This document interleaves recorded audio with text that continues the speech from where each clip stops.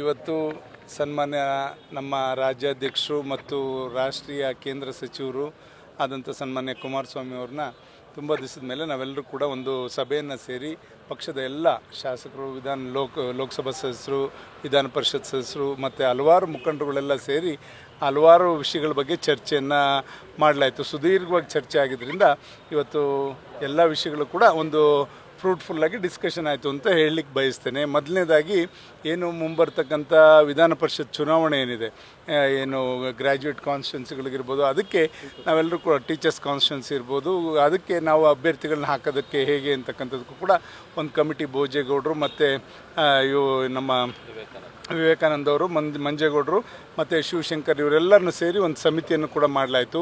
ನಂತರ ಗ್ರೇಟರ್ ಬೆಂಗಳೂರದು ಕೂಡ ಯಾವಾಗೇ ಚುನಾವಣೆ ಬಂದರೂ ಕೂಡ ನಮ್ಮ ಪಕ್ಷದಿಂದ ಎದುರಿಸಬೇಕು ಅಂತಕ್ಕಂಥ ನಿಟ್ಟಿನಲ್ಲಿ ಇದು ಹೊಂದಾಣಿಕೆ ಯಾವಾಗ ಕೂತ್ಕೊಂಡು ವರಿಷ್ಠರುಗಳು ಏನು ತೀರ್ಮಾನ ತಗೊಳ್ಳಿ, ನಾವು ಸಂಘಟನೆ ಪಕ್ಷದ ವತಿಯಿಂದ ಮಾಡ್ತಾ ಹೋಗೋಣ, ಅದನ್ನು ನಾವು ಕುಂಠಿತ ಆಗಬಾರ್ದು ಅಂತಕ್ಕಂಥ ದೃಷ್ಟಿಯಿಂದ ಇವತ್ತು ಸಂಘಟನೆ ಮಾಡಲಿಕ್ಕೆ ಇವತ್ತು ನಾವು ಏನು ಜವರಾಯಗೌಡರು, ಶರವಣ ಅವರು ಮತ್ತು ನಿಖಿಲ್ ಕುಮಾರಸ್ವಾಮಿ ಅವರು ಮತ್ತು ಕುಪೇಂದ್ರ ರೆಡ್ಡಿ ಅವರ ಒಂದು ಮುಂದಾಳತ್ವದಲ್ಲಿ ಇವತ್ತು ಎಲ್ಲ ಗ್ರೇಟರ್ ಬೆಂಗಳೂರು 5 ಭಾಗದಲ್ಲೂ ಕೂಡ ಸಮಿತಿಗಳನ್ನ ರಚನೆ ಮಾಡಿ ಅಲ್ಲಿ ನಮ್ಮ ಕಾರ್ಯಕರ್ತರನ್ನೆಲ್ಲರನ್ನು ಕೂಡ ಸಂಘಟನೆ ಮಾಡಿ ಇವತ್ತು ಚುನಾವಣೆಗೆ ಸಜ್ಜಾಗೋದಕ್ಕೂ ಕೂಡ ಇವತ್ತು ಚರ್ಚೆ ಆಯಿತು.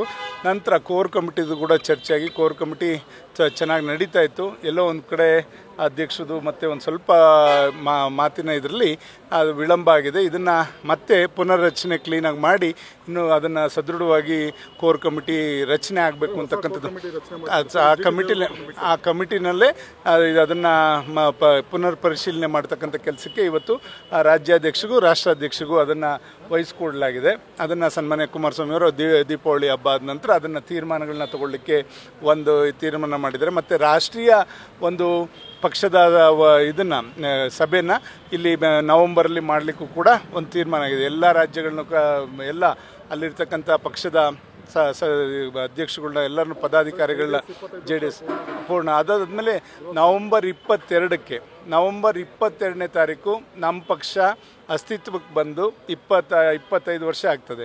ಬೆಳ್ಳಿ ಮಹೋತ್ಸವ ಆಚರಣೆನೂ ಕೂಡ ಮಾಡಲಿಕ್ಕೆ ಇದೆಲ್ಲದೂ ಕೂಡ ಚರ್ಚೆ ಆಗಿದೆ.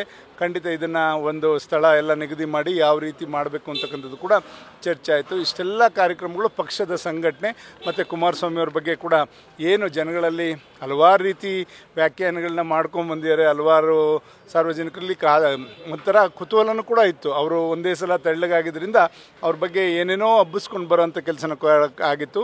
ಖಂಡಿತ ಆ ಥರ ಏನಿಲ್ಲ. ಅವರು ಇವತ್ತು ಸದೃಢವಾಗಿದ್ದಾರೆ. ಒಂದು ಇನ್ಫೆಕ್ಷನ್ ಆಗಿದ್ದರಿಂದ ಅವರು ಆ ಥರ ಸ್ವಲ್ಪ ಬಳಲಬೇಕಾಯಿತು.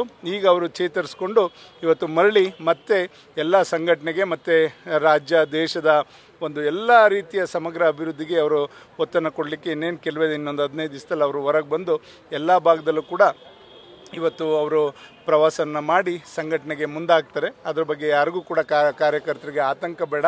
ಅವರ ಆರೋಗ್ಯ ಚೇತರಿಸ್ಕೊಂಡು ತುಂಬ ಚೆನ್ನಾಗಿದ್ದಾರೆ ಅಂತಕ್ಕಂಥದ್ದು ಕೂಡ ತಮ್ಮೆಲ್ಲರಿಗೂ ಕೂಡ ಹೇಳಲಿಕ್ಕೆ ಬಯಸ್ತೇನೆ ಅಂತಕ್ಕಂಥದ್ದು ನಾನು ಹೇಳಲಿಕ್ಕೆ ಬಯಸ್ತೇನೆ. ನಿಮ್ಮ ಶಾಸಕರು ಕೋರ್ಟ್ಗೆ ಹೋಗಿದ್ರು ಅನುದಾನ ವಿಚಾರವಾಗಿ, ಇದ್ರ ಬಗ್ಗೆ ಏನಾದರೂ ಚರ್ಚೆ ಆಯಿತು? ಹೌದು, ಅದನ್ನು ಚರ್ಚೆ ಆಯಿತು. ಈಗ ಹಿಂದೆ ನಮ್ಮ ಪಕ್ಷದಲ್ಲಿದ್ದಾಗ ಸನ್ಮಾನ್ಯ ಕುಮಾರಸ್ವಾಮಿ ಅವರು ಮುಖ್ಯಮಂತ್ರಿ ಆದಾಗ ನಮಗೂ ಜೊತೆಯಲ್ಲಿ ವಿರೋಧ ಪಕ್ಷದವ್ರಿಗೂ ಕೂಡ ಹೆಚ್ಚಿನ ರೀತಿಯಲ್ಲಿ ಅನುದಾನ ಕೊಟ್ಟಂತಿದ್ದಿದೆ. ಇದನ್ನು ಅವರು ತಾರತಮ್ಯ ಮಾಡಬಾರ್ದು. ಯಾಕೆಂದರೆ 224 ಕ್ಷೇತ್ರನೂ ಕೂಡ ಒಂದೇ ಅಂತಕ್ಕಂಥ ಭಾವನೆ ಇಟ್ಕೋಬೇಕು. ಇವತ್ತು ನಾವೆಲ್ಲರೂ ಕೂಡ ಪ್ರಮಾಣ ವಚನ ಸ್ವೀಕರಿಸಬೇಕಾದ್ರೆ ಶಾಸಕರಾಗಿ ಬಂದಾಗ ನಿಷ್ಪಕ್ಷಪಾತವಾಗಿ ಮಾಡ್ತೇವೆ ಕೆಲಸ ಅಂತ ಹೇಳ್ತೀವಿ. ಮುಖ್ಯಮಂತ್ರಿಗಳು ಅದನ್ನು ನೇರವಾಗಿ ಒಪ್ಕೋತಾ ಇದ್ದಾರಲ್ಲ, ಇಲ್ಲ ಹೌದು ಅವ್ರು ಹಂಗೆ ಮಾಡಿದ್ರು ಅಂತ ಹೇಳೋದು ಎಷ್ಟು ಸರಿ? ಆ ಥರ ಆಗಬಾರ್ದು. ಇದು ಖಂಡಿತ ಎಲ್ಲ 224 ಕ್ಷೇತ್ರಕ್ಕೂ ಕೂಡ ಸಮಾನವಾದಂಥ ಅಭಿವೃದ್ಧಿ ಆಗಬೇಕು. ಖಂಡಿತ ಆ ರೀತಿಯಲ್ಲಿ ಮನಸ್ಥಿತಿ ಸರ್ಕಾರಗಳು ಹೊಂದಬೇಕು ಅನ್ನೋದನ್ನ ನಾನು ಒತ್ತಾಯ ಮಾಡ್ತೇನೆ. ಇದನ್ನು ನಾವೀಗ ಏನು 5 ಜಿಲ್ಲೆಗಳು ಏನು ಗುಲ್ಬರ್ಗ ಇರ್ಬೋದು, ಯಾದಗಿರಿ ಇರ್ಬೋದು, ಆ ಜಿಲ್ಲೆಗಳಲ್ಲಿ ಮಳೆ ಹೆಚ್ಚಾಗಿ ಪ್ರವಾಹಕ್ಕೆ ಒಳಪಟ್ಟಂಥ ಜಿಲ್ಲೆಗಳೇನಿದ್ದಾವೆ ಅಲ್ಲಿ ನಮ್ಗೆ ಆತಂಕ ಇದೆ. ಕಾರ್ಯಕರ್ತರು ಆತ್ಮಹತ್ಯೆನೂ ಕೂಡ ಮಾಡ್ಕೊಂಡಂಥದ್ದು ನಾವೆಲ್ಲ ಹೋದಾಗ ಆ ಪ್ರಸಂಗಗಳು ಅವ್ರ ಮನೆಗಳಿಗೆಲ್ಲ ಭೇಟಿ ಮಾಡಿ ಬಂದಿದ್ದೇವೆ. ಇದ್ರ ಬಗ್ಗೆ ಇನ್ನೂ ಕೂಡ ನಿರ್ದಿಷ್ಟವಾದಂಥ ತೀರ್ಮಾನಗಳನ್ನ ಶೀಘ್ರವಾಗಿ ತಗೋತಾ ಇಲ್ಲ. ಅಲ್ಲಿ ಜಿಲ್ಲಾಡಳಿತ ಏನು ಮಾಡಿದೆ, ಅವರು NDRF ಬಂದು ಅವರೆಲ್ಲ ಕೂಡ ಸರ್ವೆ ಮಾಡೋವರೆಗೂ ಅಲ್ಲಿರ್ತಕ್ಕಂಥ ಎಲ್ಲ ಹಾಳಾಗಿ ನಾಶ ಆಗಿರ್ತಕ್ಕಂಥ ಎಲ್ಲ ಬೆಳೆಗಳು ಕೂಡ ಹಾಗೇ ಇರಲಿ ಅಂತ ಹೇಳ್ತಾರೆ.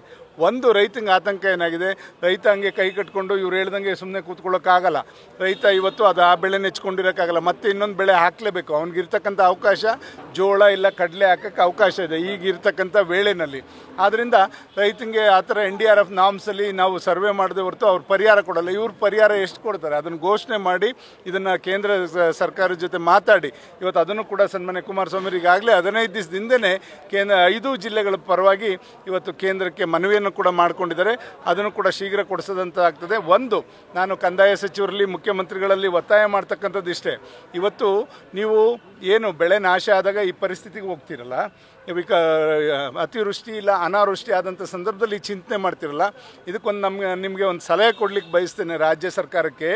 ನೀವು ಎಲ್ಲ ರೈತರಿಗೂ ಅವ್ರದ್ದು ಎಷ್ಟು ಎಕರೆ ಜಮೀನಿದೆ ಅಷ್ಟಕ್ಕೂ ಕೂಡ ನೀವು ಮೊದಲೇ ಇನ್ಶೂರೆನ್ಸ್ ಮಾಡಿದ್ರೆ ನೀವು ಕೈಯಿಂದ ಹಣ ಕೊಡೋವಂಥ ಪ್ರಮೇಯ ಬರಲ್ಲ. ಕೊನೆಗೆ ನೀವು ದಯಮಾಡಿ ಯಾಕೆ ಅದನ್ನು ಮಾಡಲಿಕ್ಕೆ ನಿಮ್ಮ ಆಲೋಚನೆ ಮಾಡ್ತಾ ಇಲ್ಲ?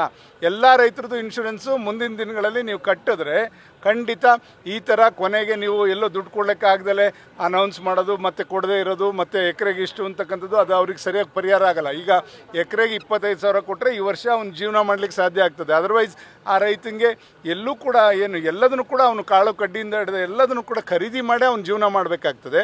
ಆದ್ದರಿಂದ ನೀವು ದಯಮಾಡಿ ಮುಂದಿನ ವರ್ಷದಿಂದ ಪ್ರತಿ ರೈತ ಇಡೀ ರಾಜ್ಯದ ಎಲ್ಲ ರೈತರಿಗೂ ಕೂಡ ವಿಮೆನ ಸರ್ಕಾರದಿಂದನೇ ಬರ್ಸೋವಂಥದ್ದು ಮಾಡಿದ್ರೆ ಖಂಡಿತ ಇವತ್ತು ರೈತರು ನೆಮ್ಮದಿಯಾಗಿ ಇವತ್ತು ಜೀವನ ಮಾಡಲಿಕ್ಕೆ ಸಾಧ್ಯ ಆಗ್ತದೆ. ನ್ಯೂಸ್ ಫಸ್ಟ್ ನಿರ್ಭೀತಿಯಿಂದ ನಿಮ್ಮ ಪರವಾಗಿ.